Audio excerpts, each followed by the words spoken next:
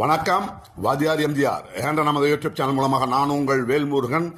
Reels மூலமாக ஆட்சிக்கு வந்த, சோசியல் மீடியாவை பயன்படுத்தி ஆட்சிக்கு வந்த இவங்க தொடர்ந்து ஒரு கட்டுக்கதையை கட்டமைச்சிட்டு வராங்க தமிழ்நாட்டில். இந்த ஆட்சி வந்த பிறகு அரசு அலுவலகங்கள்ல லஞ்சம் இல்லை, ஊழல் இல்லைங்கிற ஒரு தகவலை சொல்லிட்டே வர்றாங்க. அது ரீல்ஸ் மூலமாகவும் வெளியிட்டு கொண்டு வருகிறார்கள். உண்மை என்ன? 38 அரசு அலுவலகங்களில் மட்டும் நடைபெற்ற லஞ்ச ஒழிப்பு சோதனையில 1,18,00,000 ரூபாய் அளவிற்கான பணம் கைப்பற்றப்பட்டிருக்கிறது. இதுல 89.89 லட்சம் ரூபாய் முழுக்க ஜிபே மூலமாகவும், மீதமுள்ள ஏறத்தாழ 29 லட்சம் ரூபாய் என்பது கேஷாவும் கைப்பற்றிருக்கிறாங்க.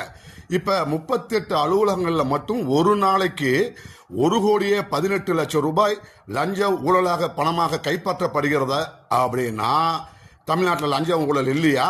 யாருகிட்ட கதை சொல்லி காது குத்துறீங்க என்று தமிழ்நாட்டு மக்கள் கேட்கிறார்கள்.